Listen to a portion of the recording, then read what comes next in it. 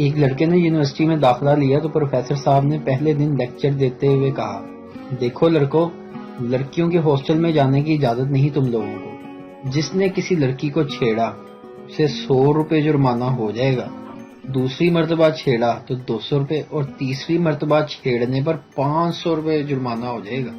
یہ سن کر ایک لڑکا سیٹ سے اٹھ کر کھڑا ہو گیا اور پروفیسر صاحب سے بولا، پروفیسر صاحب، یہ بار بار جرمانے کی بات کچھ سمجھ نہیں آ رہی، پورے سال کا ایک ہی دفعہ ریٹ بتا دیں۔ لکھنؤ کے ایک اردو محلے میں 2 بچے لڑ رہے تھے۔ پہلا، دیکھیے اگر آپ ہماری بات نہیں مانیں گے تو ہم آپ کے والد محترم کی شان میں گستاخانہ کلمات ادا کریں گے۔ دوسرا، تو حضور پھر ہم بھی آپ کے رخسار مبارک پر ایک ایسا تماچا بجا لائیں گے کہ آپ کا رخسار گلاب کی مانند چمکنے لگے گا۔ پہلا دوست، میرے خاندان کے کسی آدمی نے کبھی بھی آج تک کسی کی نوکری نہیں کی۔ دوسرا دوست حیرت سے، پھر وہ کیا کرتے تھے؟